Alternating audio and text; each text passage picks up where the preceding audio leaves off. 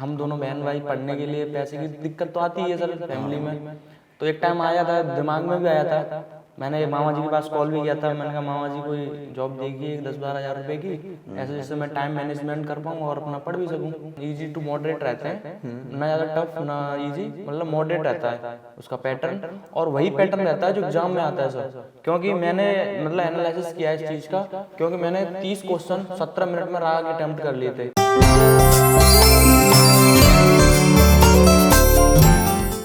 नमस्कार साथियों, आज हम आपसे मिलवाने वाले हैं अनीश चौहान जी से, जो कि एयरफोर्स वाई ग्रुप में सिलेक्टेड कैंडिडेट हैं। बाकायदा इनके बारे में जानेंगे कि इनकी एक स्ट्रगल जर्नी क्या रही है पूरे स्टडी के दौरान, थोड़ा सा फैमिली बैकग्राउंड के बारे में। कहीं ना कहीं सभी के साथ में ये एक स्ट्रगल रहता ही रहता है, कोई भी स्टूडेंट होगा उसके साथ में ये स्ट्रगल पॉइंट रहेगा ही रहेगा। कुछ ऐसे फैक्ट्स भी होते हैं जिससे हम लोगों को कुछ सीखने को भी मिलता है। कोई अपने कलीग्स के साथ में या अपने फ्रेंड्स के साथ में कुछ ऐसे पॉइंट्स भी रहते हैं जो हमें सीखने को देते हैं, और उनसे वो चीज़ें हमें मिलती हैं जो हम आगे उन पर सुधार करें और हम कहीं ना कहीं अपने एक सफलता, एक सक्सेस को प्राप्त कर पाएँ।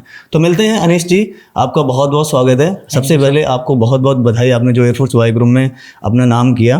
Thank you sir. तो सबसे पहले आपसे मैं ये जानना चाहता हूँ कि एक बेसिक क्वेश्चन, आपका फैमिली बैकग्राउंड के बारे में क्या रहा है, और दूसरी बात ये रही कि अभी जो आपका माहौल है पूरे आपके परिवार में, एक गांव में, थोड़ा सा गांव के बारे में विश्लेषण भी दीजिएगा कि गांव में कोई जॉब आपसे पहले कोई बच्चा यहाँ पर सिलेक्टेड है वहाँ पर या नहीं है कुछ, तो सबसे पहले वही बताइए आप। सर मैं आगरा से आया हूँ और मैंने एयरफोर्स वाई ग्रुप क्वालिफाई किया है, जिसमें मेरे 43.49 मार्क्स हैं। बहुत बढ़िया। और मेरी ऑल ओवर इंडिया रैंक 169 है। और सर घर में बहुत ही खुशी का माहौल छाया हुआ है। पापा मम्मी बल्कि गांव भी पूरा खुश है, क्योंकि मेरे गांव में अभी तक कोई गवर्नमेंट जॉब नहीं थी। गांव में पहला बंदा हूं जो एयरफोर्स में सिलेक्ट होकर आया हूं। तो ओवरऑल मान लो ये जो डिफेंस क्राइटेरिया में है या अदर वे सेक्टर में आपकी पहली जॉब है? पहली जॉब डिफेंस सेक्टर में पहली, एंड अदर सेक्टर में 3rd नंबर पे, क्योंकि चाचा जी हैं गवर्नमेंट टीचर हैं और एक भाई हैं पुलिस में। वो बहुत पहले लगे हुए थे, बहुत पहले जी, जब मेरा शायद जन्म भी नहीं हुआ होगा। अच्छा। तो आपके पिताजी क्या करते हैं? पिताजी मेरे किसान हैं और माताजी होम मेकर है। बहुत बढ़िया। तो बहन भाई भी कोई होंगे? बहन 2 बहन है, एक बड़ी सिस्टर एक छोटी। बड़ी की शादी हो चुकी है और छोटी दिल्ली पुलिस की तैयारी कर रही है रोजगार वेतन के सही। अच्छा। कुछ मैं ये पूछना चाहता हूँ, थोड़ा सा हट के पूछ सकता हूँ कि मान लो आपके पिताजी हैं वो किसान हैं, तो कहीं ना कहीं एक ज़िंदगी में अभी जो पूरी लाइफ रही है आपकी, अभी इसके बाद में आपकी बड़ी बहन की शादी भी करी, तो कहीं आपको कोई ये फील हुआ या एहसास हुआ कि नहीं, मेरी जो ज़िंदगी जी रहे हैं हम वो थोड़ी सी कठिनाई भरी है, मुझे जॉब करनी ही करनी है, या पढ़ाई को थोड़ा और एक एडवेंचर के रूप में लिया जाए, उस चीज़ के बारे में थोड़ा सा? हाँ सर, एक टाइम आया था जब दीदी की शादी कर दी थी पापा जी ने, और हम दोनों बहन भाई पढ़ने के लिए पैसे की दिक्कत तो आती है सर फैमिली में। तो एक टाइम आया था, दिमाग में भी आया था, मैंने मामा जी के पास कॉल भी किया था। मैंने कहा मामा जी कोई जॉब देखिए 10-12 हज़ार रुपए की, ऐसे जिससे मैं टाइम मैनेजमेंट कर पाऊँ और अपना पढ़ भी सकूँ। आता है लाइफ में स्ट्रगल तो लगा ही रहता है, लेकिन पापा ने ये बोल दिया था कि मेरे पास जो ज़मीन है मैं उसे बेच दूंगा, लेकिन तुझे पढ़ाऊंगा मैं, जब तक पढ़ेगा तब तक पढ़ाऊंगा। बहुत बढ़िया बात है भाई। मतलब ये चीज़ें जो हैं, एक भगवान करे ऐसे सभी के माता पिता होते हैं, लेकिन ऐसा बच्चा भी देना चाहिए जो उन चीज़ों को एक्सेप्ट करे और माने, और उनके लिए पूरी अपनी जी जान से मेहनत करके एक जॉब को पाए या उस सेक्टर पे जाए जिससे वो ज़िंदगी को अपनी सफल कर सके और अपने माता पिता के सपने को पूरा कर पाए। हाँ, अभी आपने एक मामा जी का जिक्र किया। सबसे पहले मैं ये जानना चाहता हूँ कि मामा जी जो हैं उन्होंने किस तरीके से मान लो आपकी हेल्प करी, जो आपने बोला कि एक तरीके से फाइनेंशियल सपोर्ट करी, एंड हर तरीके से मामा जी ने सपोर्ट करी। एंड जब मैं 9th में था जी, तभी मामा जी ने मेरा एम फिक्स करा दिया था कि एयरफोर्स कुछ होता है। जब से मेरे माइंड में एक थी कि एयरफोर्स। तो मामा जी शायद आपके साथ में आए हुए भी हैं जी। तो अभी मामा जी के बारे में तो मैं आपसे थोड़ा सा बाद में जानूंगा। तो आप मुझे थोड़ा सा ये बताओ कि आपने जो एक स्टडी की, जो किसी भी जॉब की तैयारी करी, उसमें आपने किस तरीके से सभी चीज़ों को टैकल किया, या मैं फाइनली ये बोलूँ कि आपकी स्टडी की क्या जर्नी रही, किस तरीके से आपने पढ़ाई करी है, उसके बारे में थोड़ा सा बताएं। जी, मैंने शुरुआत में पहले 3 महीने ऑफलाइन कोचिंग की थी, लेकिन वहाँ मुझे कोई इंटरेस्ट नहीं था, क्योंकि जो मैं मतलब 2 घंटे में वहाँ कर रहा था वो यहाँ पे आधा घंटे में ऑनलाइन कर लेता हूँ। तो सबसे पहले तो मैंने फर्स्ट प्रायोरिटी ऑनलाइन को दी, जहाँ से मैं जल्दी सब चीज़ों को कवर अप कर रहा था। हाँ जी। फिर मैंने उसके बाद ऑफलाइन को दी, एंड उसके बाद मैंने 2022 में BSF SCM के लिए जुड़ा था मैं RWA से। अच्छा अच्छा। BSF RWA से मैंने BSF SCM का एग्जाम क्वालिफाई किया था। हाँ। इसमें मैं टाइपिंग नहीं हुई मेरे से। फिर उसके बाद मैंने आर्मी क्लर्क निकाला। आर्मी क्लर्क के बाद मैंने CRPF SCM निकाला जी। उसके बाद मेरा एयरफोर्स में फाइनली सिलेक्टेड हुआ हूँ मैं। एंड मैंने 3 महीने लाइब्रेरी ज्वाइन की, जहाँ मैं लाइब्रेरी में 7 से 7 जाता था, शाम तक आता था मैं घर। उसके बाद खाना पीना खा के रात को फिर पढ़ता था 2-3 घंटे। ये रही मेरी स्टडी की जर्नी, मैंने ऐसे टैकल किया। एंड पहले तो मैंने अपना मतलब सिलेबस कंप्लीट किया। सिलेबस कंप्लीट करने के बाद जो RWA से 1 मंथ पहले प्रैक्टिस सेट चलते हैं जी, उनका विशेष योगदान रहा। मतलब प्रैक्टिस सेट का विशेष योगदान सर। अच्छा, एक लाइक दैट मानूं तो एक तरफ सिलेबस एक तरफ प्रैक्टिस सेट, दोनों इक्वल हैं। अच्छा, तो जो आपको प्रैक्टिस से दिया जा रहा था वो तो मान लो एक यूट्यूब पे फ्री है। जी सर। तो मैं यहाँ पर एक पॉइंट पूछना चाहता हूँ जो मोस्टली बच्चों के डाउट्स रहते हैं, जैसे कि कोई बच्चा ऐसा भी है जो बैच को वाई नहीं कर पा रहा है, तो क्या वो प्रैक्टिस सेट के जरिए कुछ अपने आप को कवर अप करके एग्ज़ाम निकाल सकता है? सर मैं ये कहना चाहूँगा कि रोजगार विद प्लेटफॉर्म पे इतना फ्री कंटेंट पड़ा हुआ है सर, इतना फ्री कंटेंट पड़ा हुआ है कि आपको बैच बाय करने की जरूरत ही ना पड़ेगी कोई। अच्छा अच्छा। इतना फ्री कंटेंट है, अगर उससे नहीं होता है तो बाद में आप कर सकते हो परचेस, लेकिन प्रैक्टिस साइट से भी सर बहुत कुछ होता है। लाइक दैट मान लो आप 6 महीने से नहीं पढ़े हो, लेकिन पढ़ा हुआ कोई नहीं बोलता है सर जी। माइंड की कैपेसिटी इतनी कैप्चर पावर होती है कि नहीं बोलते हैं, उसे आप 1 महीने पहले पढ़ के प्रैक्टिस साइट से कवर अप कर सकते हो। अच्छा, इसमें एक आपने अभी एक इफेक्टिव पॉइंट बोला था, इन्होंने बोला था कि BSF SCM और आर्मी क्लर्क और साथ साथ CRPF SCM इन्होंने ये एग्ज़ाम दिए। तो इसमें एक पॉइंट जैसे आया, जैसे आपने कहा कि उसमें मेरी टाइपिंग नहीं निकल पाई, तो आर्मी क्लर्क में ऐसा क्या सीन था जो आपने वो कोई आगे मेरिट पे आउट हुए या मेडिकली आउट? मैं सर उसकी आर्मी क्लर्क की 3 जनवरी की रनिंग थी मेरी जी, आगरा यारों में एकलव्य स्टेडियम में, जहाँ मैं देने नहीं गया। रीजन उसका रीजन ये था कि तभी मेरा एयरफोर्स की रनिंग थी और मुझे एयरफोर्स ही ज्वाइन करना था। तो इसमें भी एक पॉइंट आता है कि जैसे आपने बोला कि हम आर्मी क्लर्क को मतलब रिमूव किया उन्होंने आपने उसकी रनिंग को, आप अग्निवीर में आए यानी कि एयरफोर्स में आए, हालांकि वो भी अग्निवीर है, लेकिन एयरफोर्स को ही आपका मतलब प्रायोरिटी क्यों बनाया आपने? सर ये मेरा ड्रीम जॉब है और मुझे एयरफोर्स 4 की हो, 4 महीने की हो, 4 दिन की हो, मुझे इसमें सेटिस्फेक्शन मिलता है सर। मैं जी बात सेटिस्फेक्शन की, लाइक दैट मैं एग्जांपल दूँ अंकित सर का। अंकित भाटी सर जॉब छोड़ के ऑलरेडी बैठे हैं और बच्चों को पढ़ा रहे हैं। क्यों सर? क्योंकि उन्हें सेटिस्फेक्शन इसमें है। फाइनली कहने का मतलब ये है कि एक तरीके से जो जहाँ से आपको सेटिस्फेक्शन मिलती है, आप उस चीज़ को अगर 100% दे पा रहे हो तो कहीं ना कहीं वो एक बहुत अलग ही खुशी मिलती है उस काम को करने के लिए, उस सेक्टर पे जाने के लिए। और दूसरी बात यहाँ पर जैसे एक इन्होंने अपनी बात से ये भी क्लियर कर दिया कि कोई भी जॉब, जैसे कि अग्निवीर की बात करी जाए कि 4 साल की जॉब है, तो उसमें हम 4 साल के लिए, बहुत सारे अभी बच्चे ऐसे थॉट लिए बैठे हैं कि हम 4 साल के लिए क्यों जाएँ।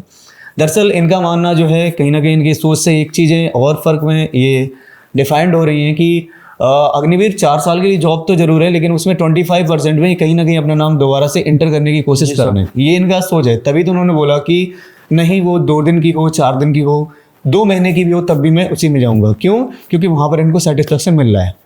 तो सबसे पहले आप लोग इस माइंड को थोड़ा सा सोचो और इसको रिमूव करने की कोशिश करो कि ये 4 साल की जॉब है। आप उसमें भी किसी भी काम के लिए अगर आपको खुशी मिल रही है, सेटिस्फेक्शन मिल रहा है, तो आप उसको मतलब बेधड़क से कर सकते हो। ठीक है। दूसरी बात, जैसे आपने कहा प्रैक्टिस सेट के बारे में, तो अभी तो आपने ये सीधा RW के बारे में बता दिया, प्रैक्टिस सेट के बारे में कि प्रैक्टिस सेट RW के थोड़े ज़्यादा बढ़िया हैं। मॉक के बारे में आपने थोड़ा सा नहीं बताया कि क्या बिना तैयारी के, जैसे बहुत सारे बच्चे ऐसे होते हैं ना कि प्रैक्टिस दे दिया उन्होंने और फिर मॉक लगा दिया, तो क्या बिना तैयारी के मॉक, और मॉक का क्या आपके जर्नी पे एक तरीके से रोल रहा? डायरेक्ट मॉक देना तो ठीक नहीं है। पहले जब तक सिलेबस ये नहीं पता होगा तो फिर मॉक देने क्या फ़ायदा है सर? पहले आप सिलेबस कंप्लीट कीजिए, उसके बाद प्रैक्टिस कीजिए, उसके बाद मॉक दीजिए। और मैं ये गारंटी लेता हूँ कि आप जो भी RW से मॉक दे रहे हो 101% सेम मिलेगा आपको वही। अच्छा, मतलब आपने मॉक भी मतलब RW के ही दिए? Yes sir. तो थोड़ा सा कोई मॉक के बारे में कोई सजेशन या मॉक कैसा रहा, मतलब कुछ ऐसी भी चीज़ें कि जैसे जो आपको अध्यापक जो आपको प्रैक्टिस में पढ़ाते हैं, तो क्या उनके क्वेश्चन जो हैं आपके मॉक में देखने को मिलेंगे, या कुछ टफ मिलेंगे, या कुछ इजी मिलते हैं, या सिलेबस के अकॉर्डिंग ही होता है सारी चीज़ें? उसमें सर मतलब मॉडरेट रहते हैं क्वेश्चन, इजी टू मॉडरेट रहते हैं, ना ज़्यादा टफ ना इजी, मतलब मॉडरेट रहता है। उसका पैटर्न, और वही पैटर्न रहता है जो एग्जाम में आता है सर। क्योंकि मैंने मतलब एनालिसिस किया इस चीज़ का, क्योंकि मैंने 30 क्वेश्चन 17 मिनट में राग अटेम्प्ट कर लिए थे। 30 क्वेश्चन 17 मिनट में अटेम्प्ट कर लिए थे सर। ओवरऑल इसके लिए टाइम आपको 30 ही मिनट का 30 मिलता है। मिनट मिलता है सर। तो मतलब आपने 17 मिनट में 30 क्वेश्चन 30 क्वेश्चन अटेम्प्ट करके बैठा था मैं। वहाँ पे जो सर थे उन्होंने मेरे से बोला भी कि बेटा आप करो। मैंने कहा सर हो गया, कितनी जल्दी हो गया? मैंने कहा हाँ सर हो गया। तो जैसे कि बच्चे तो ये भी कह रहे थे उस टाइम पे कि कहीं ना कहीं रागा में शायद नॉन वर्बल का थोड़ा सा ज़्यादा रोल रहा है। मेरे में सर 5 क्वेश्चन आए थे नॉन वर्बल के और एचटीज आए थे, जो कि मैंने देख के लगाए। यहाँ तक कि मैथ के डिजिट तक सेम थे, मैथ्स में डिजिट सेम और डिजिट तक सेम थे सब। तो ये मतलब प्रैक्टिस के जरिए हुआ था कि मॉक में भी ये चीज़ें देखने को प्रैक्टिस मिली और आपको? प्लस मॉक दोनों में मिला के। चलिए बहुत बड़ी बात है। तो इससे वहीं से थे सर। इससे ये भी एक चीज़ है कि मान लो अगर आपका सिलेबस कंप्लीट है तो कहीं ना कहीं आपका मॉक बहुत इंपॉर्टेंट रोल प्ले करेगी, और टॉपिक वाइज आपकी प्रैक्टिस करनी है वो भी बहुत इंपॉर्टेंट रोल प्ले करेगी आपकी पूरी स्टडी के दौरान। तो जैसे आपने ओवरऑल आरडब्ल्यू के बारे में बता दिया पर, लेकिन आपने ये नहीं बताया कि आरडब्ल्यू के बारे में आपने जाना कैसे पता चला आरडब्ल्यू के बारे में? एक भैया थे और वो सिलेक्टेड हुए थे उसमें, बीएसएफ में है उस टाइम। अच्छा, तो वो एसएससीजीडी के थ्रू आपके मतलब पड़ोस में है या पड़ोस में कोई थे, relation? जानने वाले हैं। अच्छा हाँ, लाइब्रेरी में जाता था पढ़ने के लिए, तो वहीं बैठते थे वो बगल में। हाँ तो उनसे पता चला मुझे, तभी से मैं जुड़ा हुआ हूँ आरडब्ल्यू से। जी। तो ये तो मतलब बहुत अलग की बातें हैं कि जिस तरीके से आपने ये हैंडल किया सारी चीज़ें। लेकिन अब हम थोड़ा सा इसमें बहुत सारे बच्चों के डाउट्स रहते हैं कि जीडी को एक तरीके से बहुत इन्होंने एक अलग रोल से में देख रहे हैं जीडी को। जिस तरीके से एग्जाम को देखा जाएगा जीडी को और बहुत अलग टिपिकल रोल्स में देखते हैं, बच्चों का कहना यही है और बहुत सारे माइंड में दिमाग में बैठाए हुए हैं। तो अपने छोटे भाई बहनों को जो आपसे आपके कलीग्स हैं साथी हैं उनके लिए क्या कहना चाहोगे जीडी को? जीडी के लिए मैं मतलब दूसरों को क्या उदाहरण दूँ, मैं ही एक खुद उदाहरण हूँ। अच्छा, क्योंकि मैं एक ऑफलाइन कोचिंग में गया था आगरा में, तो वहाँ मैंने 12,000 रुपये जमा किए और एक दिन रुका, दूसरे दिन वापस आ गया वहाँ से। और फिर मैंने ऑनलाइन आप ही से की थी, आप ही ने तैयारी कराई थी, जिससे मैं जीडी दे के आया और मेरा जीडी क्वालिफाई हुआ। और सर यही है कि बच्चों के अंदर हेजिटेशन, डर बैठा हुआ है कि जीडी, लेकिन जीडी में ऐसा कुछ नहीं है। आप जीडी ऑनलाइन कंडक्ट करके और कर सकते हो, इजीली कर सकते हो, कोई डरना नहीं है। और आरडब्ल्यू जल्द ही एक बैच लेके आएगा। मैं आज सर के सामने बोल रहा हूँ, सर से पूछ के बोल रहा हूँ, जल्द ही आएगा और उससे आप तैयारी कीजिए। 101% निकलेगा आपका जीडी, निकलेगा ही निकलेगा।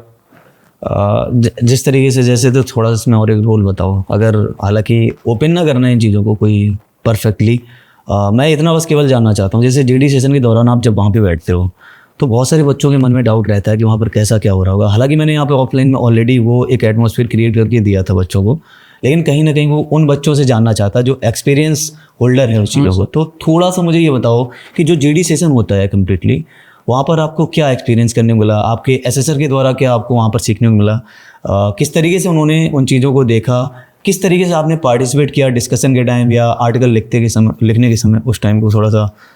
जी सर, ऐसा होता है, मेन चीज़ यही है कि मतलब जीडी सीखने का मतलब ही यही है कि आपको ये नहीं कि टॉपिक तो सर बहुत सारे हैं जी, बहुत टॉपिक हैं, कौन सा पढ़ोगे कौन सा बचेगा ये नहीं पता। मेन चीज़ जीडी का यही है कि आपको यही सीखना है, बैठने का पोस्चर कैसे बैठना है, और स्किल्स, बोलने की स्किल्स कैसी है आपकी, और कैसे बात करनी, कम्युनिकेशन कैसा है, और कैसे लिखना है फेयर शीट में, रफ शीट में। मेन चीज प्ले ये रोल करता है। फिर दूसरी बात ये है कि जितने भी एएससी हैं सबके सीओ सर को बहुत ही ज़्यादा कोऑपरेटिव हैं, क्योंकि वो वहाँ पे आपका सिलेक्शन करने के लिए बैठे हैं, ना कि रिजेक्शन करने के लिए बैठे हैं। ये तो है, हर एक सपोर्ट में ही रहता है। हाँ सर, लेकिन आपके लिए उसके एफर्ट लगाने पड़ेंगे कहने। जी सर, हाँ ठीक है। तो मतलब ओवरऑल आपने जीडी सेशन में आपने कितनी बार पार्टिसिपेट किया था? मैंने 2-3 बार पार्टिसिपेट किया था जी। और मुझसे सीओ सर ने बोला था कि आप मत बोलिए, लेकिन मुझे लगा शायद मैं फेल हूँ, लेकिन मैं फिर भी पार्टिसिपेट किया जा रहा था। तब उन्होंने बोला कि आप सिलेक्ट हो, आप मत बोलिए। जब जाके मैंने सिलेक्ट करना बंद हुआ, मैं बोलना। एक ग्रुप में ओवरऑल कितने कैंडिडेट थे वहाँ पे? 20 थे सर, जिसमें से 17 बच्चे सेलेक्ट हुए थे। 20 में से 17 बच्चे सेलेक्ट हुए थे। तो मतलब कहने का मतलब ये कि ओवरऑल पार्टिसिपेट करने के जो पूरा तरीका था, मैं सीओ सर ने मौका भी दिया था कि आप हिंदी में पार्टिसिपेट कर सकते हैं, लेकिन वो सर, उनके अंदर इतनी हेजिटेशन थी कि वो सर हिंदी में भी नहीं बोल पाए। फाइनली भाई का ये कहना है कि आपने यहाँ पर एक ही बात को आपने नोटिस किया होगा कि कहीं ना कहीं हेजिटेशन जो है वो उन चीज़ों को थोड़ा सा और डिफिकल्ट बनाती है। मान लो आपको आती हुई चीज़ें भी आप वहाँ पर भूल जाते हो, या थोड़ा सा देखो प्रैक्टिस तो करनी पड़ती है। मान लो जीडी के टॉपिक होते हैं, उनकी प्रैक्टिस उसके बारे में करना पड़ेगा आपको कि भाई आपके पास बोलने के लिए कंटेंट नहीं होगा, तो आप बोल नहीं पाओगे। और सबसे बड़ी चीज़ होती है एक हेजिटेशन, और हेजिटेशन को दूर करने के लिए बहुत जल्द जो है एक तरीके से, अभी तो आपको एक यूट्यूब पे क्लासेस भी चली हैं और बाकायदा हमने जीडी सेशन के तरीके से पूरा एक एटमॉस्फेयर क्रिएट करके आपके सामने वीडियोज़ के माध्यम से आपके सामने रखा है। लेकिन इन्हीं चीज़ों को थोड़ा सा और अच्छे से डेवलप करने के लिए आपका बैच भी आने वाला है, वो नेक्स्ट सेशन में आएगा बैच आपका, जो सेकंड इनटेक होगी आपकी। तो बस अभी क्या है, आराम से अभी फोकस करिए स्टडी पे, और बाकी की कहानी आपने भाई ने आपने बताई दी है कि आपके किस किस तरीके से आपका एक स्ट्रगल पॉइंट रहता है, किस तरीके से आपने मॉक को देना है, प्रैक्टिस को क्या देना है। तो एक पॉइंट और रह रहा है, जैसे यहाँ पे मैं आपसे ये पूछना चाहूँ कि जीडी मान लो आप एयरफोर्स में सिलेक्टेड हो गए हो जी सर। तो अब आगे की सोचें क्या हैं आपकी? जी सर, पहले तो यही है कि बोल रहे हैं लोग कि 4 साल की है या आगे की है, जब तक 4 साल की सर्विस नहीं होती मेरी कंप्लीट, पहले तो 25% में परमानेंट होना ही होना हूँ। बाय द वे कोई और मौका मिलता है तो फिर एफकेट या सीडीएस मेरा टारगेट है, जो कि मैं आगे जाके फाइट करने वाला हूँ। चलिए, तो आपको ओवरऑल चीज़ें जो हैं क्लियर हो चुकी होंगी कि किस तरीके से एग्ज़ाम को टैकल करना होगा, जीडी के दौरान पे आपको क्या नहीं रखना होगा। फाइनली बस मैं एक बात और आपसे पूछना चाहूँगा कि आरडब्ल्यू के बारे में आप क्या कहना चाहेंगे? सर आरडब्ल्यू भारत में ही नहीं बल्कि वर्ल्ड में बोल रहा हूँ मैं सर, वर्ल्ड में एक ऐसा प्लेटफॉर्म है जो आपको free of cost content provide करा रहा है, और वो चाहे किसी भी क्षेत्र में हो, चाहे डिफेंस में हो, चाहे बैंक में हो, चाहे सिविल एग्जाम्स में हो, चाहे एसएससी में हो, फ्री ऑफ कॉस्ट। और इसीलिए आरडब्ल्यू आज पूरे क्षेत्र में, पूरे वर्ल्ड में जाना जा रहा है सर। चलिए बहुत बढ़िया, तो सबसे पहले आपको बहुत बहुत बधाई। Thank you sir. और आप ऐसे ही आगे एक बात और बोलना चाहूँगा सर कि गांव वाले, रिश्तेदार जो भी बोलते हैं उन्हें इग्नोर कीजिए। और लाइक दैट मेरे बारे में बहुत सारी बातें की थी घर वालों ने, परिवार वालों ने, जिनके लिए मैं एक मिसाइल हूँ। और बस इतना ही कहना चाहूँगा कि वो जो बोल रहे हैं उन्हें बोलने दीजिए, आप अपना लगे रहिए, और आपका ये एक दिन शोर मचेगा कि उसका सिलेक्शन हो गया, जब उनके मुंह अपने आप खुद बंद हो जाएंगे। चलिए, तो भाई आपका जो एक तरीके से यहाँ का जो गौरव है, आपको जो जॉब के बाद में मिलता है, तो आपकी एक टी शर्ट। थैंक्स।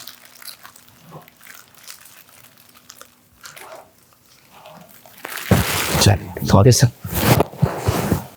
ये अनीश कुमार ने जैसा कि अभी आपको बताया था कि इनकी स्टडी के दौरान, इनके स्ट्रगल दौरान आप मामा जी का बहुत साथ रहा। तो मामा जी, आप एक बार अपना नाम बता दीजिएगा। मेरा नाम अवैध प्रताप सिंह और ये मैं जब भी गांव जाता था तो इन्हें देखता था जिस तरीके से स्टडी करते थे। मैंने तो केवल एक मतलब जो सजेस्ट टाइप होता है, सजेशन दिया कि आप ऐसे तैयारी करो और आप कामयाब जरूर होगी। बाकी इनकी मेहनत है, जिस तरीके से लगन से इन्होंने पढ़ाई की, रात रात भर में देखता था। बाकी अपना केवल फैमिली का काम है वो करना, बस पढ़ाई करना, केवल वही फोकस था इनका। तो मुझे उम्मीद थी कि ये कामयाब होंगे 100%। सीधा सा कहने का मतलब है कि जो बच्चा एफर्ट लगाएगा उसके लिए पूरी दुनिया जो है पीछे खड़ी है। बस केवल आपको एक ही काम करना होगा, अपने काम के लिए 100% आपको एफर्ट लगाने, और सफलता जो जरूर मिलेगी। और दूसरी बात, हर एक यहाँ पर दुनिया में कोई भी व्यक्ति हो ना, अगर आप 100% अपने काम को कर रहे हो तो जरूर सपोर्ट करेगा। तो सभी को थैंक यू, मिलते हैं नेक्स्ट सेशन में।